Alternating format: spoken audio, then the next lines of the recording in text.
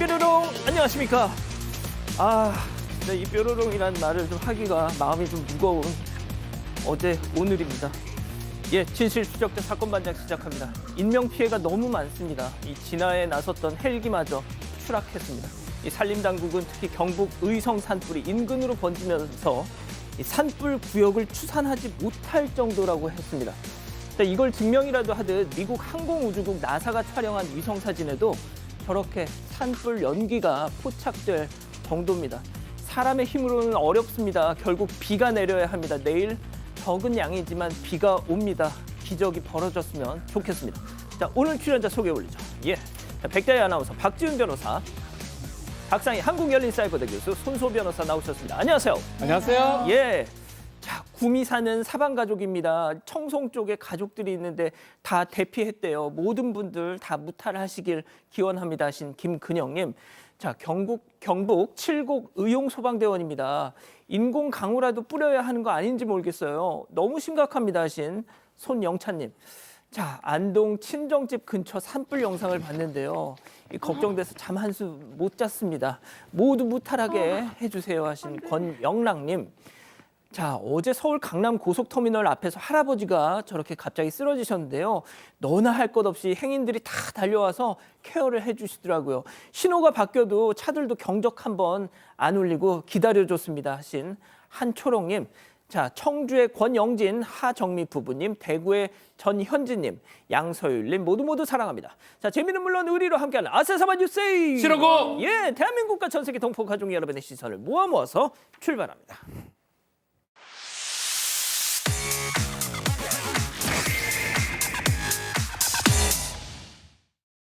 자, 첫 번째 가보죠.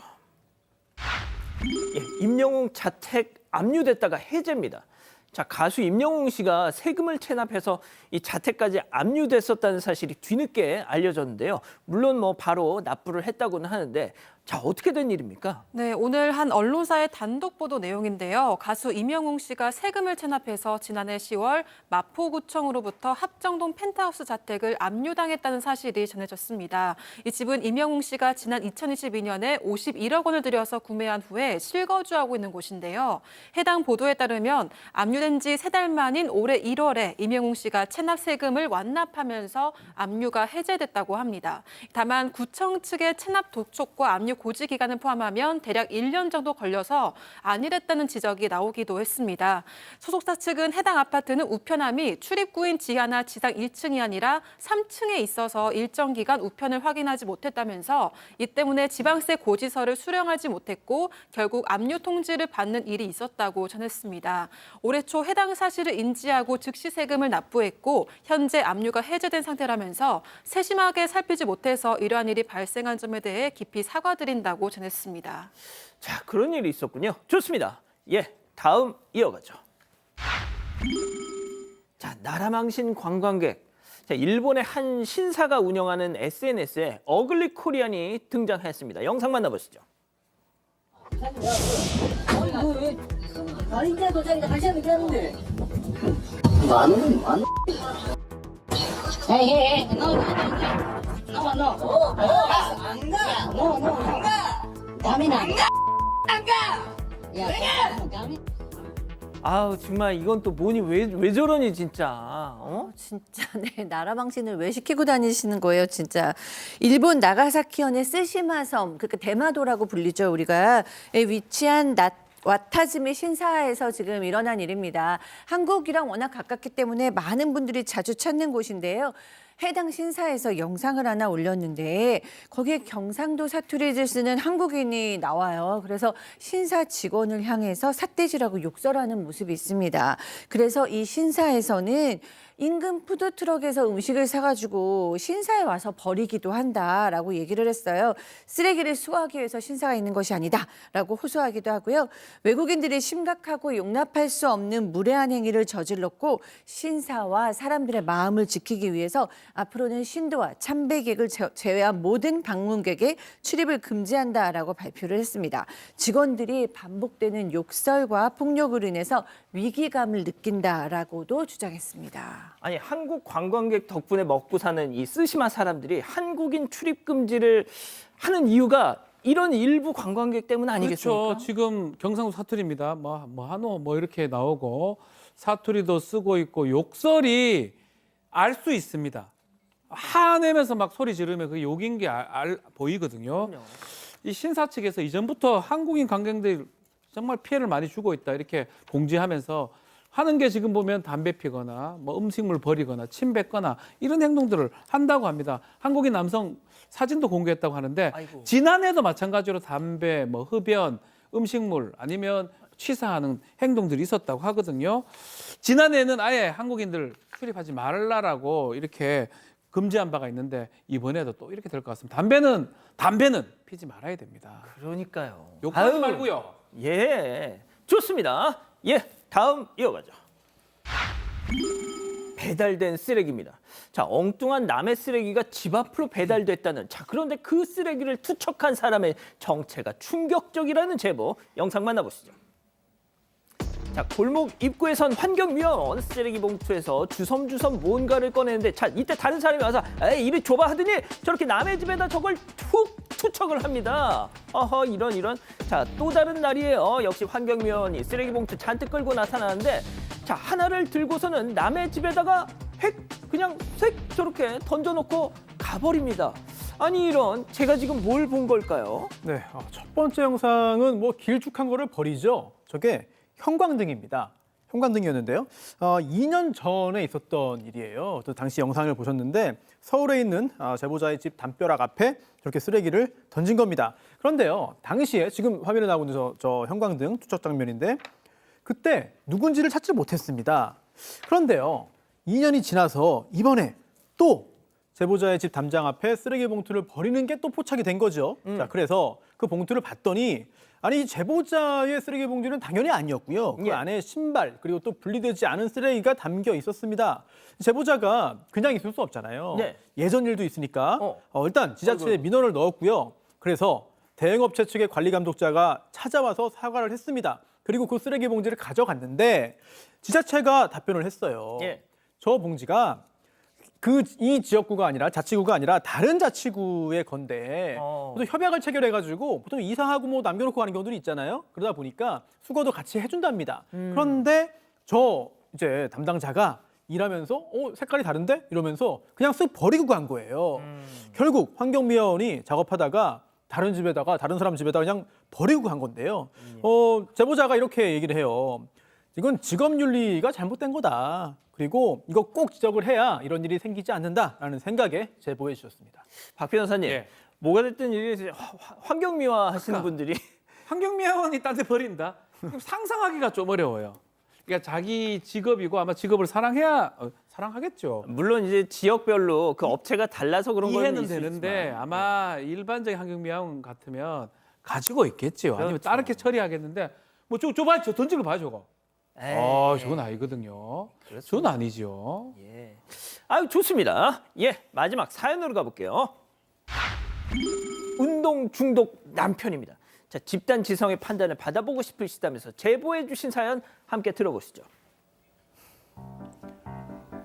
안녕하세요. 운동 중독 남편 때문에 골치 아픈 30대 여성입니다. 3년 전에 소개팅으로 남편을 만났는데요. 예전부터 몸이 좋은 남자가 이상형이었는데 남편은 매일 헬스장에 가서 운동하고 관리하는 사람이었고 그게 멋있어 보여서 결혼까지 하게 됐습니다. 하지만 막상 부부로 생활하다 보니까 남편이 몸 관리에 병적으로 집착을 하더라고요. 매일 헬스장에서 운동하는 건 물론이고 귀가가 늦어도 새벽에라도 꼭 갑니다. 그렇다 보니까 저랑 보내는 시간이 얼마 안 돼요. 외식을 할 때도 닭가슴살이랑 달걀을 꼭 따로 챙겨가고요. 심지어 하루는 같이 슬픈 영화를 보는데 울면 근 손실이 난다고 안간힘을 써서 눈물을 참더라고요. 그런데 무리하게 운동을 했는지 고관절을 다친 거예요. 완치는 어렵고 앞으로 꾸준하게 관리해야 한다는 의사 소견을 들었고 당분간 강도 높은 운동도 못하게 됐습니다. 그날 이후로 남편이 눈에 띄게 우울해지더니 근육이 빠지지는 않았는지 매일매일 거울을 보면서 한숨을 쉬더라고요. 걷기 운동이라도 해야겠다면서 밤마다 혼자 나가기 시작했는데 그러다가 저 몰래 헬스장에 들어가는 걸 들키고 말았습니다. 더 크게 다치면 어떻게 하냐고 따졌더니 남편은 자세가 잘못돼서 다쳤던 거야. 바른 자세로 천천히 운동하면 돼. 이러면서 고집을 부리더라고요. 유별난 운동 사랑은 알겠지만 이건 아닌 것 같다는 생각이 들어서 말리고 싶은데 어떻게 해야 될까요? 아, 그렇군요. 자, 기다리고 기다리셨던 부처 핸즈업 타임. 지금 7천여 분의 우리 가족 여러분들 함께하고 계신데요. 채팅창에 OX로 함께 참여해보시죠. 먼저 남편입니다. 다혜야, 친구들한테 너 이거 고민이라고 한번 말해봐. 이 지집애 신랑 자랑을 이런 식으로 하네. 아주 복에 겨워서 호강 날라리가 났다, 얘. 야, 너 그럴 거야, 아마. 내가 운동 열심히 하면 나만 좋니? 너도 좋잖아. 내가 엉뚱한 데 가서 힘쓰는 거냐고. 야, 격려와 위로는 못 해줄 망정. 그리고 막말로 내 근육질 보고 반했던 거 아니야, 동그라미. 아, 그렇습니다. 지조를 지키세요. 하고 싶은 말씀 하셔야죠. 자, 다음 사연자 아내입니다.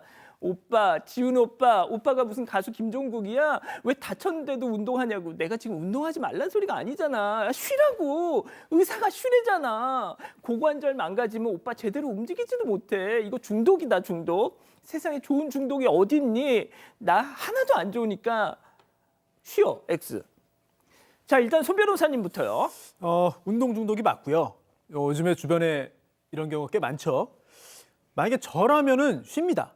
그리고 제 주변 사람이어도 쉬라고 할 거예요. 그런데 지금 이 경우 남편은 상당히 좀 심각한 상황입니다.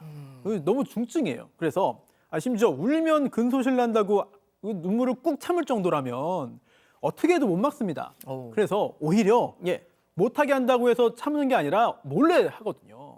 결국은 할 수 있게 허용을 해주고 다만 더 다치지 않게 좀 고관절에 무리 안 되는 운동으로만 해라. 이렇게 좀 달래고 타협을 하는 게 현실적이지 않나 싶습니다.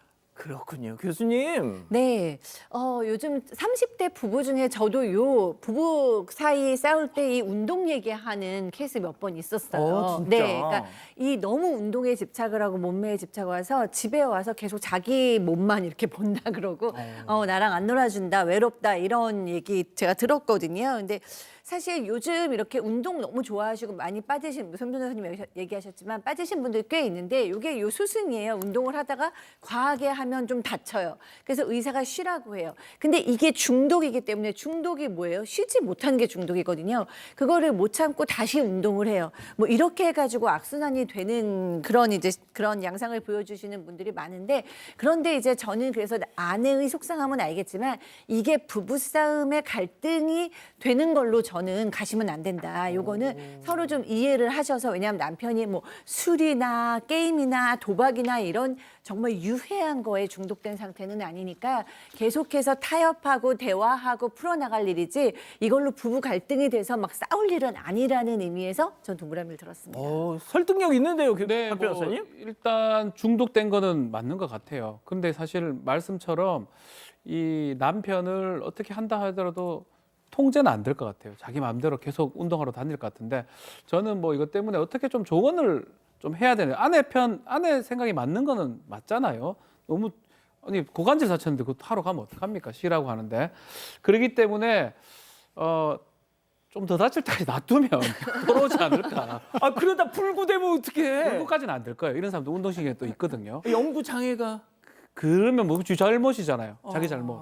아내분이 좀 화가 많이 나 있는데 이 사실 통제 불가능한 상황이니까 다른 쪽 고관절 다치가 딴 데 다치면 분명히 돌아옵니다. 그때까지 기다리시는 게 뭐 화내지 마시고요. 저는 그게 필요하다고 근데 생각이 저는 이 듭니다. 말에 동의하는 게 제가 보잖아요. 그럼 40대 넘어가는 부부들은 운동 때문에 싸우는 부부가 거의 없어요. 그러니까 젊었을 때 이거 가지고 싸우는 거지 스스로 이제 몸이 좀 약해진다는 느낌이 들고 과하다 생각이 들면 중단을 하거나 줄여 가시더라고요. 저희 같은 경우는 너무 안 해서 혼나거든요. 제발 좀 걷기라도 좀 너 해라. 그러다 죽어. 죽어. 숨쉬기만 하고 있노. 나가서 좀 걸어라. 이 정도 그러니까 조금만 기다리시면 아마 그렇게 될 겁니다. 여보, 너 죽어. 제발 좀 한 번만 뛰어라 이렇게. 자, 백다희 아나운서. 네, 저는 X를 든 이유가 좀 천천히 뭐 조금씩 하다가 괜찮네 이러는 순간 또 다칠 수 있을 것 같아서 최대한 좀 설득을 해서 당분간은 안 하게 하는 게 좋지 않을까라고 생각을 했습니다. 가족분들 의견도 볼게요. 라떼님, 뭘 말리세요? 내버려 두세요라고 하셨고요. 랑쥐님, 솔직히 이 정도면 와이프보다도 운동이 더 우선인 것 같아요라고 하셨습니다. 그리고 김진현님은 남편을 따라다니시면서 말리세요라고 하셨습니다. 좋습니다. 예, 사반 제보 메일과 카톡 제보 채널에선 많은 사연 제보 기다리고 있습니다. 자, 이렇게 정리하고요. 첫 번째 사건 이어갑니다.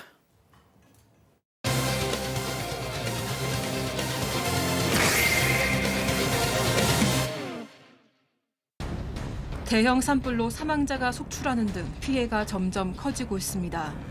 진화 작업에 나선 헬기가 추락해 조종사가 사망했다는 소식도 전해졌습니다. 안타까운 산불 현장 상황을 짚어봅니다. 예, 앞서 말씀드린 것처럼 내일 경북 지방에 약간의 비가 내린다는데 양은 많지 않다고 합니다. 그래서 이게 얼마나 어떤 변화를 줄지는 모르겠습니다만 지금 이 시각에도 계속되고 있어요. 네, 맞습니다. 지난 주말부터 전국적으로 발생한 산불이 지금까지도 꺼지지 않고 있는 심각한 상황입니다. 어제는 경북 의성에서 번진 산불이 주변 4개 시군으로 옮겨가면서 산불을 피해서 구역을 추산하지 못할 정도로 심각한 피해가 발생했습니다. 특히 세계문화유산으로 등재된 안동의 병산서원, 하회마을에도 연기가 접근하면서요. 만일의 사태에 대비해 소방차와 인력이 투입되고 있습니다. 이런 상황에서 오늘 낮에는 의성 산불 현장에 지원을 나왔던 헬기가 추락해서 70대 조종사 1명이 사망하는 안타까운 사고도 발생했습니다. 이 추락한 헬기는 강원도 인제군 소속의 임차 헬기로 약 30년 정도 된 걸로 알려졌는데요. 산불 현장에서 공중에서 진화를 하던 도중에 전신주에 걸려서 추락한 걸로 전해졌습니다. 또 산청에서 발생해서 하동으로 번진 산불이 바람을 타고 지리산 국립공원 안으로 확산하기도 한 상황입니다. 자, 그리고 또 이 산불 피해 지역에 계신 사방 가족분들의 제보 영상도 저희에게 많이 답지가 되고 있는데, 자, 그건 또 박 변호사님이 좀 설명해 주시죠. 자, 지금 우리 사방 가족분들 중에 제보를 몇 번 해주셨습니다. 영양에, 경북 영양입니다. 영양에 계신 분인데요. 정말 실제 상황으로 믿기는 어려울 정도로 위험한 영상이에요. 지금 보면 삽시간에 이제 번지는 산불 속에 개인 자가용으로 긴급 탈출한 상황을 지금 여기가 외길입니다. 외길입니다. 갈 데가 없어요. 죄송합니다. 네. 화면 왼쪽은 낭떠러지예요. 낭떨어지고 외길이고 가는 모습인데 사실 탈출을 하긴 했는데 이 안타까움이 이런 상황에 재난 문자를 한번 못 받았다고 해요. 당연히 해줬어야 되는 부분이거든요. 외길을 통과했다는 것도 있고요. 자, 지금 여기 너무나 아니 진짜 이거는 충격적이에요, 사실은. 만약에 제가 이 상황이었으면 난 이제 죽는구나 했을 것 같아요. 그리고 보통 영화나 이런 데서 지옥으로 묘사되는 장면이 딱 이거 아닙니까? 딱 지옥불 같은 느낌이 들잖아요. 너무 무서운데 자, 충격적이고요. 지금 앞 트럭을 따라서 네, 길을 모르니까. 연기 그냥 때문에. 따라가고 있는 겁니다. 그런데 이게 너무 시야가 가려지니까 지금 앞차도 잘 안 보이잖아요. 네, 이것도 마찬가지. 안동에서 보낸 건데 시야가 500m 정도가 안 된다고 합니다. 냄새도 있고 연기가 지금 자욱하다고 합니다. 그래서 좀 너무 무섭다. 이게 지금 살려달라. 안동 도심의 모습입니다. 이게 도심지인데 여기까지 냄새하고 연기가 와 있다고 합니다. 그래서 우리 사반 가족분, 안동에 거주하신 분인데요. 너무 힘들다, 살려달라고 이렇게 요청을 하고 있는 상황입니다. 자, 그런데 이번 산불 이렇게 커지게 된 이유도 있을 텐데 특히 어젯밤부터 인명피해가 갑자기 확 이렇게 늘었습니다. 그렇습니다. 어제 늦은 오후부터 저녁 사이에 불길이 갑자기 퍼지면서 대피를 하지 못하면서 인명피해가 크게 늘었는데요. 이유가 크게 두 가지입니다. 우선 첫 번째는 바람이에요. 강풍인데요. 사람이 서 있기도 힘들 정도의 강풍이 불었습니다. 특히 의성 지역의 순간 최대 풍속이 초속 27m, 엄청나게 강한 바람이 불었습니다. 그러다 보니까 불씨가 바람을 타고 인근 지역으로 옮겨갔는데요. 안동, 청송, 영양, 영덕 이런 4개 지역으로 옮겨지기도 했고요. 그리고 또 두 번째는 건조입니다. 경북 전 지역에 건조특보가 내려져 있어요. 이 정도로 건조한 공기에 불이 결국 활활 타올라서 이런 안타까운 결과가 발생했는데 특히 이번에 특히 산불 피해가 큰 지역에는 연세가 좀 있으신 그런 어르신들이 많이 거주하고 있습니다. 그래서 인명피해 역시 고령 측에서 집중적으로 발생하고 있는데요. 안타까운 일도 있어요. 영양군의 한 마을의 그 이장 부부가 서둘러 대피하라고 마을 방송을 한 다음에 혹시라도 아직 대피하지 못한 마을 주민들이 있는지 찾아보기 위해서 돌아다니다가 결국은 이 화마를 피하지 못하고 숨지는 안타까운 일이 벌어졌고요. 그리고 또 안동에서도요. 불에 탄 주택 안에서 처참한 모습의 시신이 발견됐는데 그 집에 거주하고 있던 80대 노 부부로 추정되고 있습니다. 자, 그리고 이번엔 또 소방대원분들의 바디캠 영상. 와, 정말 이걸 보니까 앞서 보셨던 그 영상만큼이나 긴박감이 느껴지더라고요. 네, 정말 목숨을 걸고 구조하시는구나라는 걸 알 수 있었어요. 지금 온라인 커뮤니티에 올라온 영상인데 지금 보시는 것처럼 뒤에서 막 어마어마한 연기가 저렇게 막 정말로 막 쏟아져 내립니다. 그러니까 그 고군분투하시는 소방대원들께서 바람 분다, 뭐 조심해, 막 이렇게 서로 주고받는 얘기인데 조끼를 보면 경상북도 119라고 또 써 있으시더라고요.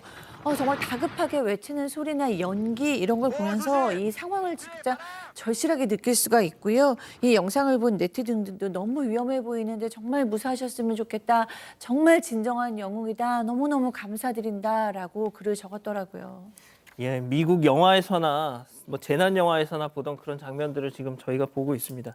이런 와중에 경북 안동의 한 골프장에서 이 산불 위기 속에서도 라운딩을 강행해서 지금 논란이 되고 있습니다. 그 골프장 직원들과 연락이 닿았는데요. 당시의 상황 직접 들어보시죠. 불이 막 붙기 직전인 그런 상태로 그게 엄청 가깝게 있었어요. 한 6, 70m까지 온 것 같아요. 그 연기가. 하늘을 봤는데 딱 반으로 갈라져 있었어요. 한쪽은 밝은 쪽, 그 산 쪽은 완전 시꺼먼 연기로. 그리고 하늘에서 막 제가 눈덩이만한 게 제가 막 뚝뚝 떨어져가지고 피오른 연기 있잖아요. 검은 연기. 너무 바로 앞에서 연기가 나는 것 같아서 손님한테 이거는 쉽게 생각하실 게 아니고 빨리 내려가세요라고 안내하고 저도 이제 정리하고 하는데 시간이 정말 빠르면 한 5분 정도 걸려요. 그거 하고 이제 주차장으로 막 뛰어갔는데 이미 뛰어가는 길 쪽에 이미 불이 다 번져가지고 탈출이 안 되는 상황이었어요. 그리고 10분도 안 돼서 이제 그냥 다 꺼매지고 다 타들어가기 시작했어요. 박 변호사님, 이게 골프장 주변 영상이라고요? 맞습니다. 이게 의성에서 시작된 불이 안동에 갔고요. 이제 안동에 있는 골프장인데 이날 직원들이 오후에 출근했다고 해요. 아마 그때는 산불에 영향이 없었던 것 같은데 바람 때문에 계속 불들이 옆으로 이동하고 있었지 않습니까? 오후 3시 반 정도 됐을 때 시커먼 연기가 빠르게 다가왔고 나중에는 결국은 6, 70m 앞으로 연기가 왔다고 합니다. 검은 연기가. 그렇다면 사실은 좀 조심해야 되는데 그 이후에는 하늘에서 눈덩이만한 저런 재들이 쫙 떨어지기도 하고 했는데 그나마 다행인 게 이제 위험하다 싶어서 손님들 내려가라고 얘기했고 나중에 한 5분 정도 여기 주차장이네. 여기 바로 여기까지 왔거든요. 정말 손님 보내고 10분 후에 저렇게 옆에 골프장이 활활 타는 모습도 보였습니다. 아니 도대체 왜 저 지경이 될 때까지 골프장에 저렇게 골퍼들 차가 한가득이었는가 이런 생각 하실 것 같아요. 자, 그런데 이분들이 도망치지 못한 이유가 있습니다. 직원분들이 도망가지 못한 이유가 있어요. 체크포인트 짚어보죠. 캔슬 안 된다. 자, 시커먼 연기가 저렇게 점점 다가오는데도 캔슬 안 된다. 환불 못 해줘 했다는 겁니다. 직원분 얘기 계속 들어보시죠. 사실 저는 어제 골프장에서 휴장을 하거나 손님들을 캔슬을 다 해버려서 못 오게 할 줄 알았거든요. 사실 출근했을 때도 이미 근데 연기가 좀 뿌옇긴 했어요. 그 팀들도 원래는 캔슬을 하려고 다 했어요. 근데 위에서 안 된다고 하니까 어쩔 수 없이 나가신 거거든요. 들어간 모든 팀들이 다 어쩔 수 없이 그냥 캔슬 안 된다 하니까 다 나가신 거예요. 그 경기팀에서도 이제 캔슬이 안 된다라고 이렇게 무전이 온 거예요. 그 무전 내용이 있고 난 뒤에 한 2홀 정도 지났으니까 시간이 한 20분, 30분 지났을 거예요. 그때 이제 경기팀에서 무전으로 지금 전 코스에 있는 캐디들 다 손님들 모셔갖고 다 대피하라고 이렇게 무전이 왔어요. 자, 그러니까 아예 캔슬 안 돼요. 환불도 못 해드려야 하니까 그냥 치러 나간 거예요. 그렇습니다. 사실 불길이 계속 가까워지니까 직원들이 위험하잖아요. 그래서 골프장 측에다가 요청을 한 거죠. 이거 캔슬해달라. 그랬는데 5분쯤 뒤에 캔슬 안 된다라는 답을 들은 거예요. 그런데 그중에서 한 직원은 그래도 담당 손님들이 캔슬 안 돼도 뭐 환불 못 받아도 위험하니까 그냥 가겠다라고 해서 함께 무사히 탈출했습니다. 하지만 다른 직원들은 이 손님들이 계속 그냥 라운딩을 진행하겠다고 하니까 어쩔 수 없이 이제 같이 간 거죠. 그러다가 30분쯤 지났을 때 다 철수해라 이런 다급한 무전을 받은 건데요. 그런데 이미 그 당시만 해도 그 당시에 불로 뒤덮인 상황이 된 거예요. 그리고 남아있던 직원이나 손님들이 모두 건물 안으로 급히 도망갈 수밖에 없었고요.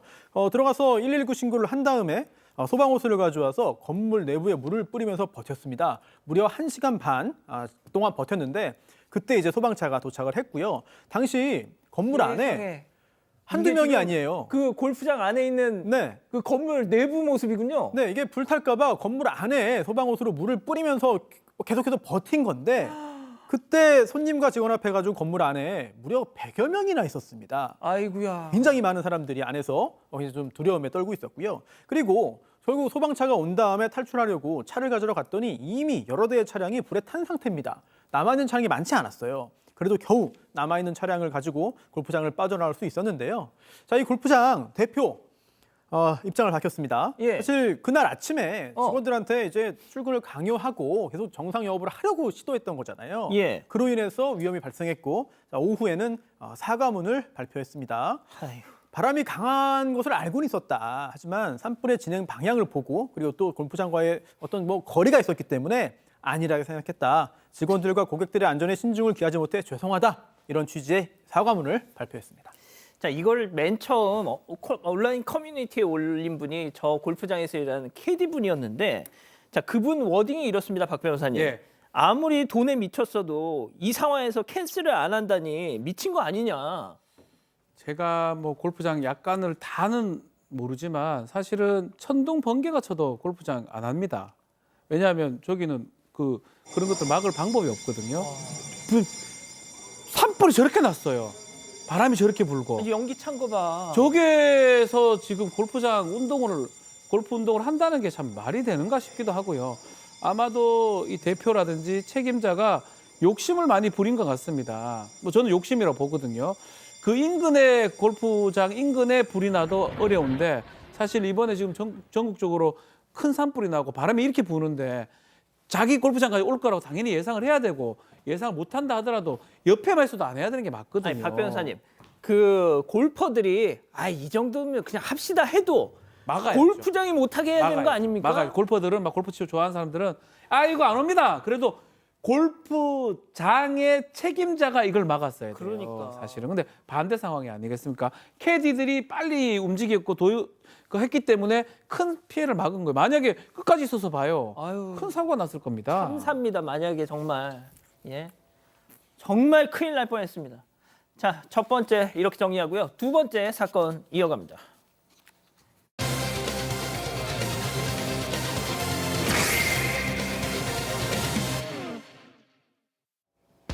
불이 환하게 켜진 저곳은 인천의 한 헬스장입니다.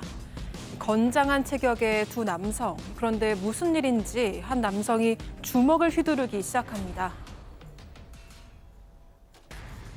내가 지금 뭐라고 했죠? 뭐라고 얘기하는 거 없잖아.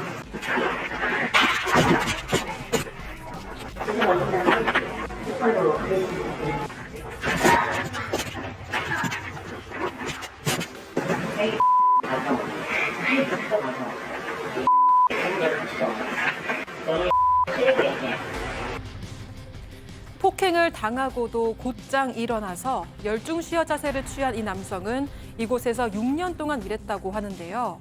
이 폭행이 있고 다음 날 퇴사했다고 합니다. 대체 그동안 헬스장에서 무슨 일이 벌어졌던 걸까요? 이번 사건은 정말 너무 충격적입니다. 6년 동안 일한 헬스장에서 정말 기가 막힌 일을 경험하신 분의 제보입니다. 아직도 피가 거꾸로 솟는 것 같다라고 하십니다. 네, 제 고향 인천에서 벌어진 일인데요. 제보자는 30대 남성입니다. 2017년부터 저 헬스장에서 트레이너로 일을 했는데요. 근데 5년 정도 일을 열심히 했습니다. 이제 잘 일을 했기 때문에 2022년부터 센터장으로 승진을 했습니다. 굉장히 축하받을 만한 일이고 좋은 일이죠. 그런데 이게 좀 약간 애매합니다. 왜냐하면 승진한 후부터 헬스장 대표가 센터장에게는 매출 목표가 있다. 이거를 달성해야 한다. 이런 영업의 부담을 주기 시작하고요. 다행히도 첫 3개월 동안은 이 목표를 달성을 했습니다. 그런데 그 다음부터 이 매출 목표를 달성하지 못하게 된 거예요. 그러자 대표가 폭언을 시작합니다. 예. 네가 일을 안 하니까 회원들이 빠져나가는 거 아니냐? 짐 싸서 당장 나가라. 뭐 이런 폭언을 하고요. 그래서 그렇게 폭언도 문제입니다만 거기서 그치지 않습니다. 심지어 오히려 아무리 센터장이지만 직원이잖아요. 예. 직원인데 이렇게 손님들이 빠져나간 부분에 대해서 금전적으로 책임을 져라. 즉 회사에 돈을 내야 되는 거 아니냐. 이렇게 금전을 요구하기까지 합니다. 야, 이번 달 1,000만 원 펑크 났으니까 예. 네 돈으로 채워. 이게 무슨 말이에요? 야, 이게 좀 말이 안 되는데 네가 회사에 손해를 끼친 만큼 책임을 져라. 나가라. 이렇게 얘기하면서 아니, 오너도 아닌데? 혹시 네가 회사에 어느 정도 피해 준 것 같냐라고 질문했다고 해요. 하니까 제보자가 한 1,000만 원 정도 될 것 같다고 답을 했다고 합니다. 그래? 그러면 1,000만 원 바로 가져올 수 있냐라고 말했고 당장 힘들다고 얘기를 했다고 합니다. 그러면 시간이 얼마나 필요하냐 물어보니까 3일 필요하다고 그러니까 예. 3일 줄 테니까 2,000만 원 가져와라고 얘기를 했다고 합니다. 뭐 이런 식인데 제보자가 이제 사실은 매출을 잃은 부분도 있고 또 직장 그만두기 좀 두려움도 있었던 것 같아요. 예. 그래서 사실은 1,000만 원은 바로 이체를 했고 500만 원에서 500만 원씩 현금으로 가져다 줬다고 합니다. 자, 3일간의 시간 여유를 주면서 2천만 원을 가지고 오라고 했다는 겁니다. 자, 그런데 이건 시작이었습니다. 한술 더 떠서 손실 보상금을 내놓으란 얘기도 했대요. 자, 이런 말과 함께 말이죠. 체크포인트 짚어보죠. 야, 일하고 싶냐? 자, 제보자와 이 대표라는 사람의 통화 내용 직접 들어보시죠. 나 너 죽일 것 같아. 야, 너는 6개월 동안 감봉이야. 알았어? 이번 달 무조건 못하면 너 몇 배 할 거야? 너 3배 못 할 것 같으면 지금 나가, 이 넌 진짜 인간 이하다, 그지? 그럼 오늘까지 매출 채워라. 2,200만 원 어떻게든 구해서 놔라, 이 너 거기서 일하고 싶니? 정말 일하고 싶습니다, 대표님. 그러면 다음 달까지 손실보상금 예치를 3,000만 원 해놔야 돼, 무조건. 그거 아니면 넌 일 못한다. 알았어? 시청자 대표 정말 그 돈은 없습니다. 없으면 못하는 거야. 너는 못하는 거라고. 아, 교수님 모르겠습니다. 이 통화 내용이 이해가 잘 안 가는데요. 네, 정말로 이해가 되지 않죠. 이게 무슨 조직폭력배들의 대화도 아니고 무슨 휘트니스 대표와 센터장의 행동이라는 게 정말로 너무나 비상식적이죠. 뭐 죽일 거다 이런 얘기, 뭐 6개월 동안 뭐 감봉이다, 인간이다, 쓰레기다 이러면서 막 때리는 것 같기도 합니다. 센터장이 되기 전까지는 또 둘의 사이가 좋았대요. 그 전까지는 뭐 격려도 해주고 네가 열심히 하니까 결국은 인센터는 너에게 줄게 뭐 이런 얘기도 했대요. 그런데 센터장이 되고 나서 그다음에 이제 매출이 잘 나오지 않으면서부터 이런 대우가 시작되고 폭력과 폭언이 시작됐는데 너무 이해할 수가 없어요. 원래는 대표가 내야 되는 이 휘트니스 홍보 비용도 센터장이 내게 했고요. 우리가 들었듯이 무슨 매출 부족분이니까 2,000만 원을 가져와라. 손실 보상금을 3,000만 원을 가져와라. 이렇게 요구를 했어요. 그런데 일을 그만두고 싶지 않았던 센터장은 어떻게든지 구해서 또 현금으로 500만 원을 또 갖다 주기도 하고 이렇게 해가지고 결국에는 14차례에 걸쳐서 9,300만 원을 지금 갈취당했다고 주장하고 있습니다. 아니, 지금 제보자분이 헬스 트레이너잖아요. 헬스 트레이너라면 진짜 덩치도 되게 좋으실 테고 어떻게 그렇게 눈 뜨고 그렇게 그 큰 금액을 갈취를 당했나. 네, 제보자는 내가 조금만 참고 견디면 괜찮아질 거다 이런 생각으로 버텼다고 합니다. 그리고 일을 관두면 줬던 돈을 돌려받지 못할까 봐 그냥 그만두지 못하고 버틴 것도 있다고 하고요. 게다가 제보자는 협박뿐만이 아니라 대표의 상습 폭행에도 시달렸습니다. 제보자 주장에 따르면 열중시어 자세로 서 있으면 배를 주먹으로 때리고요. 허벅지를 무릎으로 찢고 발로 차고 맞다가 넘어지면 머리를 밟기도 했다고 합니다. 심지어 제보자가 스스로 제보자의 머리를 주먹으로 때리도록 지시하기도 했는데요. 똑바로 때려라. 안 때리면 내가 일어난다. 내가 일어나면 넌 어떻게 될지 모른다. 이런 이야기를 하면서 시켰다고 합니다. 뿐만 아니라 50kg짜리 덤벨 2개를 들고 운동을 시키더니 제대로 못하자 뺨을 때리고 발로 차고 제보자 배 위로 그 덤벨들을 던지기도 했다고 합니다. 또 제보자에게 다리를 벌리고 눈을 감게 한 다음에 신체 중요 부위를 발로 찬 적도 있다고 합니다. 야.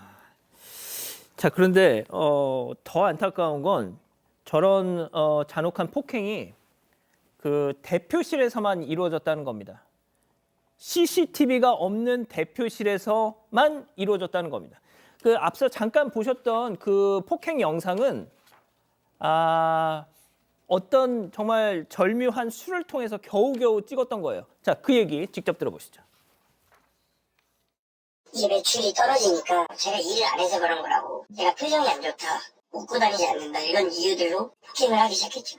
그다가 제가 매일같이 폭행을 당하다 보니까 항상 뭐 같은 시간이었어요. 저녁 대충 9시에서 11시 사이에만 갔다 하면 그냥 무조건 두드려 맞았거든요. 그때 눈이 다 제 상황을 알린 상태였고, 변호사님이 이 영상의 기록을 남기기 위해서 매일같이 맞았으면 영상을 찍을 수 있다 하고, 근데 아니나 다르게 뭐 그날도 어김없이 폭행을 했는데 그 영상을 남기게 된 거죠. 자, 대표실에는 그 CCTV가 없으니까 지금 뭐 이 앵글을 보면 건물 밖에서 촬영한 것 같은데 변호사의 조력이 있었군요. 그렇습니다. 이렇게 계속해서 피해를 입은 제보자가 사실 해서는 안 될 생각까지 할 정도로 굉장히 큰 어떤 마음의 상처를 입었는데 형한테 전화를 해가지고 털어놓은 거예요. 그러자 형이 이거는 보통 일이 아니다. 그냥 넘길 만한 일이 아니다. 심각하다. 이렇게 생각을 해서 변호사를 소문해서 상담을 받았는데요. 폭행이 매일매일 이루어지고 있는데 사실 증거가 부족한 겁니다. 그래서 법적으로 뭔가 조치를 취하기 위해서는 증거가 필요한 거죠.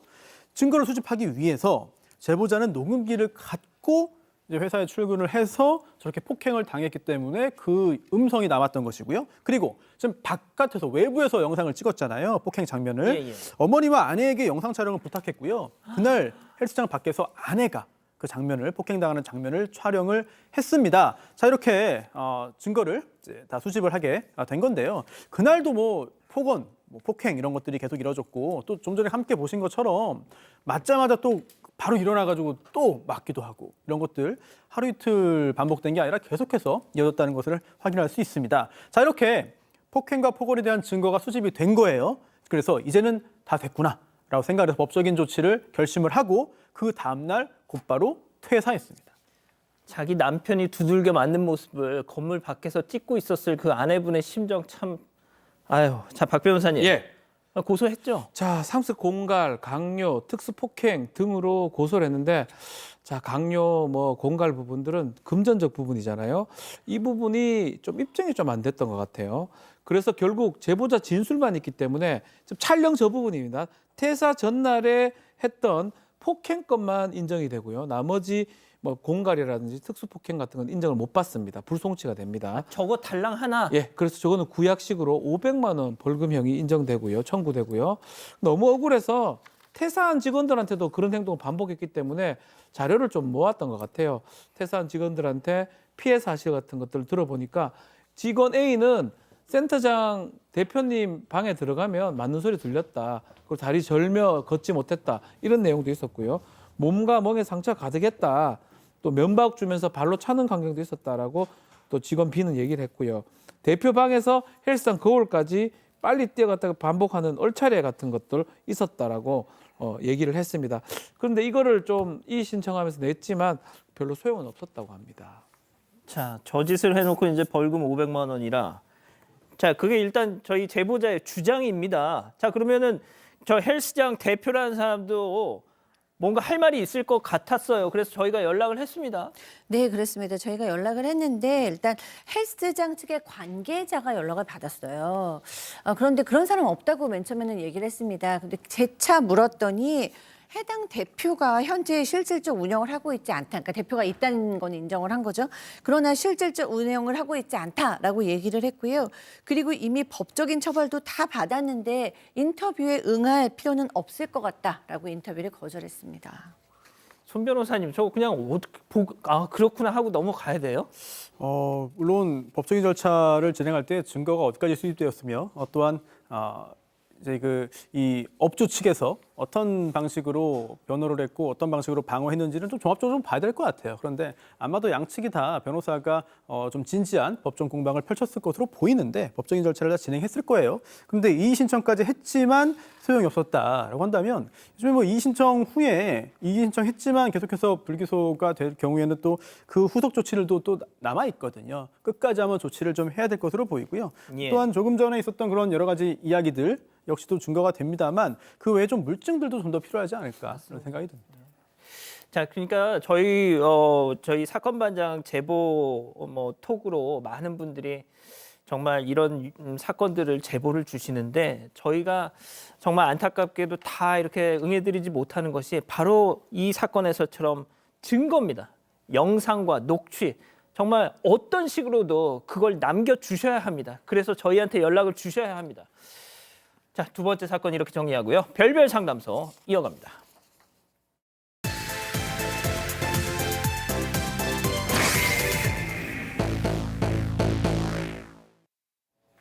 한 여성이 마당 수도가에 쪼그려 앉아서 천 기저귀를 손빨래하고 있습니다. 그런데 또래로 보이는 여성이 입던 옷을 한 무더기 들이미는데요. 그럼에도 아무 말 없이 그 옷까지 묵묵히 빨기 시작합니다. 도대체 왜 여성은 말 한마디 하지 못하고 시키는 대로 일만 하고 있는 걸까요? 자, 가족 여러분, 오늘 이 사연 좀 주목해 주십시오. 무려 40년 동안 꾹꾹꾹 참아왔던 사연을 처음으로 저희에게 털어놔 주신 사방 가족분이신데 박 교수님, 저는 결론부터 얘기하고 싶습니다. 이혼하셔야 됩니다. 예?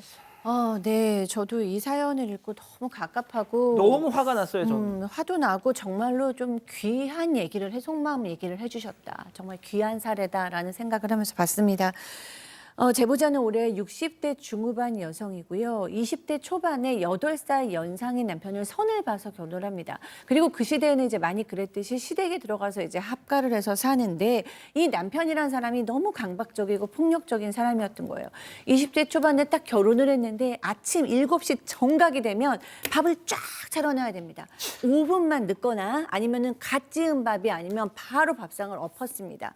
그런데다가 이렇게 좀 어린 아내가 힘들고 지쳐서 이렇게 얼굴을 좀 안 좋게 하고 있으면 방긋방긋 웃어야 되는데 얼굴을 안 좋다고 해서 바로 보복에 들어가는데 이 보복이 너무 잔인해요. 이 아내에게 너무 정말 소중한 아이들과 찍은 그 사진이 모여있는 앨범을 다 불태워버린다던가 아이들이 어렸을 때 입었던 옷이라던가 아이들 장난감 이런 걸 너무 소중하게 여기는 걸 알고 이런 걸 다 불태워버리는 겁니다. 네, 그렇게 이제 평생을 정말 소가리를 해오신 분의 사연입니다. 아침 7시에 딱 그 시간에 밥상이 완벽하게 차려져 있지 않은 밥상을 확 뒤엎어. 그리고 아내한테는 야, 너 왜 안 웃어? 남편, 하늘 같은 남편 볼 때는 항상 웃고 있어야지. 이 짓을 하고 있었어요. 네, 이렇게 남편이 살림을 부수고 난동을 부릴 때면 시부모님은 이게 다 네가 잘못해서 그런 거다 이렇게 며느리 탓을 했다고 합니다. 그래서 여성은 오히려 남편보다 시부모님을 더 무서워했다고 하고요. 그리고 당시에 집에 세탁기가 있었는데도 여성이 쓰려고 하면 시어머니가 핀잔을 줬다고 합니다. 전기세 아깝다, 벌써부터 놀 생각하냐 이렇게 얘기하셨다고 하고요. 결국 여성은 이런 빨래들을 모두 손으로 했다고 하고요. 심지어 같은 집에 살던 동갑내기 신누이의 속옷 빨래까지 모두 제보자 몫이었다고 합니다. 이런 고된 모습이 동네에 소문까지 나서 주위 어르신들이 이 여성한테 그 집 가정부다 이렇게 얘기하기도 했다고 합니다. 자, 지금부터 또 더 주목해 주세요. 박 변호사님이 설명해 주실 이 내용이 저는 제일 충격입니다. 자, 시어머니가 며느리한테 이 시누이 산후조리 좀 도와주라고 명령을 내렸다고 합니다. 근데 뭐 고향을 떠나 있고 외지에 있고 멀기 때문에 못 간다라고 얘기하니까 아니 내가 지금 나이가 있으니까 네가 지금 도와줘야 된다라고 얘기를 했다고 해요. 근데 못 가는 이유 중에 하나가 본인도 출산한 지 얼마 안 됐고 아이들이 있기 때문에 사실 못 가는 거였거든요. 그러니까 제보자 본인도요. 그럼 어쩌면 당연한 건데 그렇게 얘기하면서 나중에 어떻게 얘기했냐면 정 네가 힘들면 네 친정엄마한테 좀 부탁하면 안 되겠냐라고 얘기를 했다고 해요. 잠깐만요. 사부인한테 사돈처녀 산후조리를 하라고요? 예. 네 친정엄마니까 사부인이죠. 그러니까 다 가족이니까 어려울 때 도와야 되지 않냐 이런 얘기를 했대요. 아, 이게 사부인한테 이걸 도와달라? 이런 경우가 어디 있습니까? 어쨌든 여성 입장에서는 이건 안 된다. 이거는 막아야 된다 생각해서 온 힘을 다해서 막았다고 합니다. 아니 손 변호사님 세상에 사부인한테 사돈처녀 산후조리를 대신에 이걸 자기가 해야지 그거는. 너무 좀 쉽게 보고 좀 만만하게 본 것 같아요. 그런 부분들을 지금 기준으로는 뭐 전혀 이해할 수 없는 일이고요. 그런데 사실 그 시절에는 지금과 좀 다른 측면이 있었습니다. 그래서 지금 기준으로 볼 때는 뭐 불합리한 것도 그때는 뭐 다 그러니까 참고 살지 이런 게 없진 않았죠. 그런데 그런 아내에게도 이 제보자에게도 이거는 정말 도저히 참을 수 없다. 그런 사건이 있었습니다.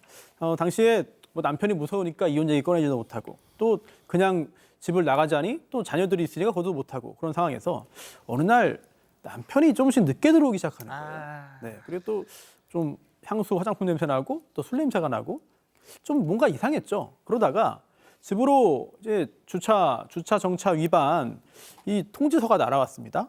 그런데 보니까 그 위반 장소가 좀 다 비슷해요. 어떤 다방 근처였습니다. 그래서 이 제보자가 이건 참을 수 없다. 정말 이건 가보자라고 해서 가봤겠죠. 그 다방으로 갔습니다. 그랬는데 아니나 다를까 남편이 그 다방 사장하고 또 참 부적절한 관계가 이미 되어 있던 거죠. 그래서 아내가 그동안 다 참고 있었지만 이때는 못 참은 거예요. 뭐 당연하겠죠. 그래서 눈을 부릅뜨고 화를 냈고요. 그러다 지금 사파 나오는 것처럼 남편이 이제 깜짝 놀란 겁니다. 이런 모습 처음 보는 거죠. 무릎 꿇고 이제 아내에게 용서를 빌었습니다. 자 교수님 밥상 뒤엎어 안 웃는다고 뭐라고 해 바람까지 펴 이걸 왜 데리고 삽니까?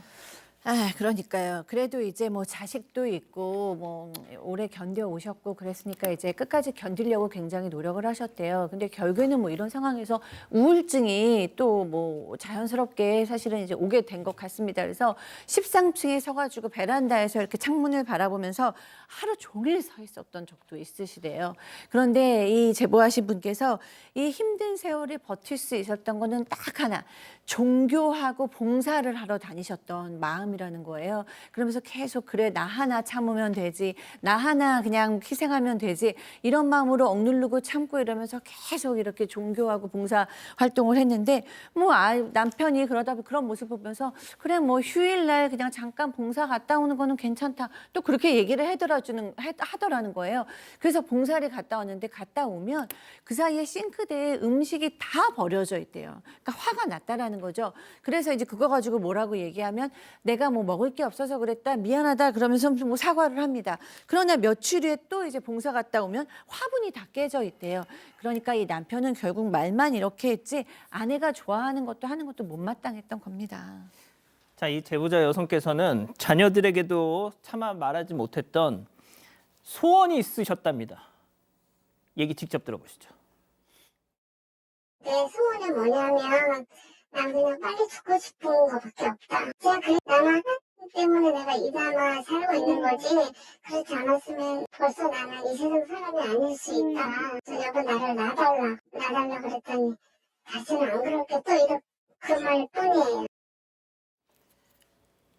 내가 빨리 죽는 게 소원이다. 네, 곧 여든을 앞둔 여성은 이혼이라는 거는 평생 생각도 못했다고 합니다. 그렇게 40년을 참고 살다 보니까 이제 남편은 이빨 빠진 호랑이 신세가 됐다고 하는데요. 그런데 이제 와서 돌이켜 보니까 남은 인생은 이 사람 없이 살고 싶다 이런 생각을 하게 됐다고 합니다. 하지만 문제는 이혼을 하려니까 좀 자식들 때문에 마음이 쓰였다고 하고요. 그러던 어느 날 TV를 보다가 졸혼이라는 단어를 알게 됐다고 합니다. 졸혼. 네, 그러니까 혼인 관계를 유지하면서 서로 각자의 인생을 좀 서로 간섭 없이 지내는 건데 이 얘기를 듣고 여성은 이거다 싶었지만 남편은 뭐 요상한 소리 하지 마라. 어차피 우리 둘은 죽어서도 한 묘지에 묻혀야 한다. 이렇게 이야기를 했다고 해요. 그나마 자녀들이 조금 엄마의 뜻을 존중하겠다고 했지만 주변의 지인들은 기왕 여기까지 참고 산 거 그냥 더 견뎌봐. 이렇게 얘기한다고 합니다. 자, 그럼 별별 상담소 오늘의 궁금증 짚어보죠. 자, 40년간 내 속을 다 긁고 망가뜨린 남편 이혼 말고 졸혼이라도 해야 될까요? 라고 묻고 계시는데 자, 그 손 변호사님 제가 이래서 시작하자마자 이건 이혼해야 된다라고 했던 겁니다. 사실 졸혼이 법률적인 개념은 아닙니다. 그래서 뭐 일본에서 뭐 수십 년 전에 처음 시작됐다라고 하고 있는데 뭐 사람마다 다 졸혼의 개념이 달라요. 그리고 졸혼을 한다 하더라도 그게 뭐 영구하게 뭐 불변하는 것도 아니고 굉장히 좀 불안정한 상황일 수 있습니다. 그렇기 때문에 이혼과 결혼 중에 무엇을 해야 되느냐 또는 아무것도 하지 않고 참고 살아야 되느냐 이것을 좀 따지는 게 쉽지가 않은 상황인데 근데 한 가지 좀 냉정할 부분이 있습니다. 왜냐하면 지금 상황 보면은 당연히 이혼을 하는 게 마땅해 보이고 또한 이미 한참 전에 이혼했어야 마땅합니다. 그런데 단순히 뭐 주변 시선이나 또는 자녀 때문에 망설이는 것뿐만 아니라 이혼을 할 경우에는 생활비가 필요하거든요. 그래서 지금 현재 생계를 어떻게 유지하고 있느냐. 생활비가 어디에서 나오느냐. 예. 그리고 만약에 재산 분할을 한다고 한다면 충분하게 생활비에 쓸 만한 재산이 있고 또한 그것을 분할할 수 있는 상황이냐 등등 경제적인 부분이 사실은 가장 큰 걸림돌이 될 수 있습니다. 이 부분을 먼저 고민하고 해결해야 이혼이든 결혼이든 아니면 그냥 살든 선택을 할 수 있겠죠. 뭐 조론은 사실은 뭐 지금 손 변호사 말씀하셨다시피 법률적인 게 아닙니다. 그냥 하는 소리일 뿐이고 그걸 통해서 어떤 권리라든지 의무가 창설되기가 좀 어렵기 때문에 이혼을 좀 고려를 한다면 사실 지금 말한 것처럼 꼼꼼하게 따져보고 좀 해야 되는데 뭐 이혼을 한다면 요새는 항원 이혼도 좀 많으니까 안 되지는 않을 겁니다. 뭐 그럼에도 불구하고 하는 게 맞는지는 좀 꼼꼼하게 따져봐야 될 것 같습니다.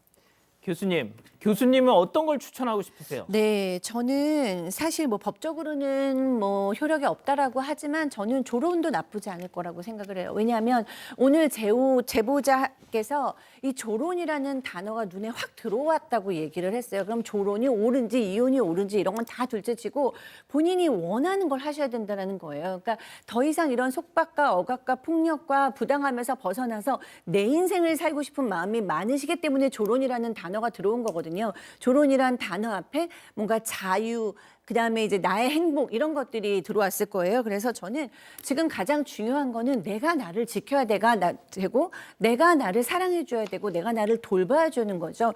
이제 연세도 거의 이제 70이 되신 것 같은데 지금 계속 미루면 언제쯤 내가 내 행복한 삶을 살 수 있겠습니까? 그래서 저는 조론이든 이혼이든 하여튼 뭔가 그 개념보다 본인이 행복하신 거를 꼭 선택하시고 지인의 얘기도 자식의 얘기도 다 두 번째라고 생각합니다. 제가 이혼을 하셔야 된다라고 주장하는 게 지금 보세요. 한 묘지에 같이 들어가야지 무슨 쓸데없는 소리 하냐고 이런 남자한테 무슨 조론이 통하겠냐 이거죠. 네, 가족분들도 많이 화를 내셨습니다. 이산아님, 자식을 생각한다면 본인을 귀하게 여기세요라고 하셨고요. 소리양님도 이혼하고 이제라도 편한 마음으로 사시면 좋겠습니다라고 하셨습니다.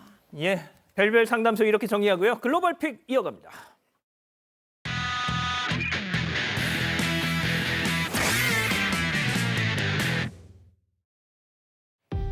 네, 평화로운 어느 오후 사람들이 거리에 나와서 휴식을 취하고 있습니다. 근데 갑자기 아스팔트 바닥이 울렁이더니 물이 차오르기 시작하죠. 놀란 사람들은 급하게 대피하는데요. 네, 물인데 이게 순식간에 불어났고 콸콸콸 이렇게 쏟아지기 시작합니다. 도로는 완전히 잠겨버렸고요. 서 있던 오토바이와 물건들은 이렇게 힘없이 쓰러지고 물에 휩쓸려 가기까지 합니다. 가게 안으로 대피한 사람들은 분수처럼 쏟아지는 물난리에 발만 동동 구를 뿐인데요. 비도 안 오는데. 네, 원인은 바로 수도관 파열이었습니다. 강력한 수압에 터져나온 물기둥의 높이가 2m나 됐다고 하는데요. 다행히 인명 피해는 없었지만 상점 내부까지 물이 들이닥쳐서 금전적인 피해가 컸다고 합니다. 수도관리업체는 주민들에게 피해 보상을 약속했다고 하니까 그나마 다행인 것 같습니다. 다음 이어갑니다. 자, 커브길을 돌던 관광버스 그대로 오른쪽에 쾅! 아이고. 와 부딪힌 뒤 전복됩니다. 내리막을 달리던 버스가 속도를 줄이지 못하다가 중심 잃고 넘어가 버린 건데요. 아니 승객들. 예, 시민들은 버스 위로 올라가서 벽돌로 꽝꽝 창문을 깨부수며 구조 작업을 돕고 있어요. 경미한 타박상 입은 부상자는 있었지만 다행히 빠른 대처 덕분에 크게 다친 사람은 없었다고. 아유 다행이다. 자, 당시 버스에는 41명의 관광객들이 타고 있었습니다. 버스 기사는 사고의 원인으로 브레이크 고장을 지목했는데요. 다행히 2차 사고는 없었지만 이 여파로 일대는 한참 동안 혼란을 빚었다고 합니다. 아유, 자 다음 이어갑니다. 건물 밖으로 뛰쳐나가는 어린아이, 그 뒤를 두 여성이 쫓습니다. 아이는 얼마 못 가서 붙잡히고 말죠. 안 갈래! 발버둥을 쳐보지만 속수무책입니다. 제법 훔쳤어. 아닙니다. 아이가 도망친 곳은 다름 아닌 치과예요, 치과. 무서워! 치료 중에 도망친 아이를 보면서 의사 선생님도 대략 난감. 필사적으로 도망쳐보지만 이런 아이 위에 나는 간호사들이죠. 아이를 번쩍 들더니 다리를 붙잡고 데려갑니다. 아, 옛날 생각납니다. 네, 진찰 때 눕혀진 아들을 보면서 엄마는 못 말려 피식. 아, 왜 웃어? 나와요. 애가 죽으려고 도망갈까봐 그러는데. 간호사들이 총집합됐어요. 다들 달라붙어서 아이가 움직이지 못하도록 아, 이거 약간 손으로 돌돌 감싸줍니다. 약간 칠성판 위에 막 그러니까요. 사람 묶는 것처럼. 자, 아이는 무사히 치료를 받았다고 하는데요. 앞으로 살면서 수십 번은 더 와야 됩니다. 애야, 치카치카 잘하자잉. 아유, 자, 마지막 픽 이어갑니다. 네, 비를 맞으면서 걸어오는 개 한 마리 입에는 검은 무언가를 물고 있는데요. 문 앞에서 서성이던 개를 발견한 남성 밖으로 나와서 검은 물체를 살피더니 안으로 들어갑니다. 뭐예요, 이거? 네, 이곳은 동물병원인데요. 남성은 수의사입니다. 검은 물체는 바로 새끼 강아지였습니다. 이 비를 맞아서 저체온증이 온 강아지를 어미 개가 용케도 동물병원까지 물고 온 건데요. 수의사들은 의식을 잃어가는 강아지에게 주사도 놔주고 따뜻하게 바람도 쐬어주면서 정성을 다해 보살폈습니다. 와. 네, 어미개도 치료 내내 강아지의 곁을 한 발짝도 떠나지 않았다고 하고요. 모두의 노력 덕분에 강아지는 차츰 의식을 되찾았고 이후 어미개의 사연이 알려지면서 길에서 지내던 강아지 가족 모두 안전하게 구조되었다고 합니다. 교수님 한 말씀.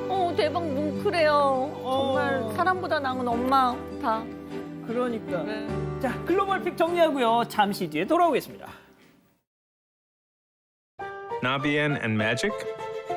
A pleasant home, it all starts from the kitchen. 나비엔이 시작합니다. 기술과 매직으로. 나비엔 매직. 잘 만났죠?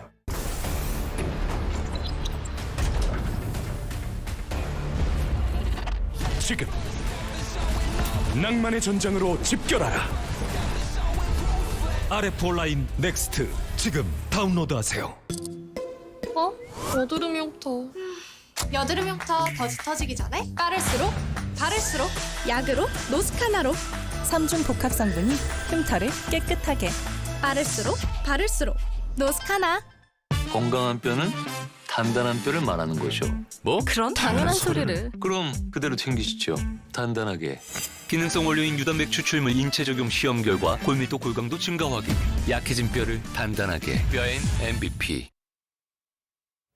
예, 사랑하는 사건 반장 가족 여러분 행복한 밤 보내시고요. 오늘도 유튜브 라방 사반 후반 달려봅니다. 자, 저희는 내일도 사반 750 저녁 7시 50분에 다시 옵니다. 안녕히 계십시오. 와우. 예.